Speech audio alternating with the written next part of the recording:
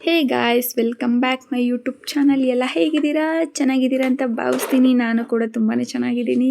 ನಾನಿವತ್ತು ಬೆಂಡೆಕಾಯಲ್ಲಿ ಒಂದು ಸ್ನ್ಯಾಕ್ಸ್ನ ಮಾಡಿದ್ದೆ, ತುಂಬಾ ಚೆನ್ನಾಗಿತ್ತು. ಮೊದಲಿಗೆ ಬೆಂಡೆಕಾಯಿನ ಈ ಥರ ಕಟ್ ಮಾಡ್ಕೋಬೇಕು.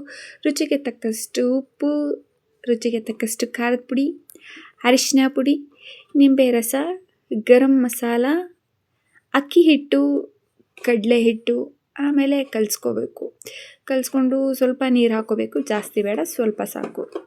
ಕಲಿಸ್ಕೊಂಡು ನೋಡಿ ಯಾವ ಥರ ಕಾಣಿಸ್ತಾ ಇದೆ, ಸಕ್ಕತ್ತಾಗಿದೆ. ಹಂಗೆ ತಿನ್ನಬೇಕು ಅಂತ ಅನಿಸುತ್ತೆ. ಆಮೇಲೆ ಕರಿಬೇಕು. ತುಂಬಾ ಚೆನ್ನಾಗಿರುತ್ತೆ. ನೀವು ಮನೇಲಿ ಮಕ್ಳಿಗೆ ಮಾಡಿಕೊಡಿ. ಸಿಗ್ತೀನಿ ಮುಂದಿನ ವಿಡಿಯೋದಲ್ಲಿ. ಟೇಕ್ ಕೇರ್, ಬಾಯ್.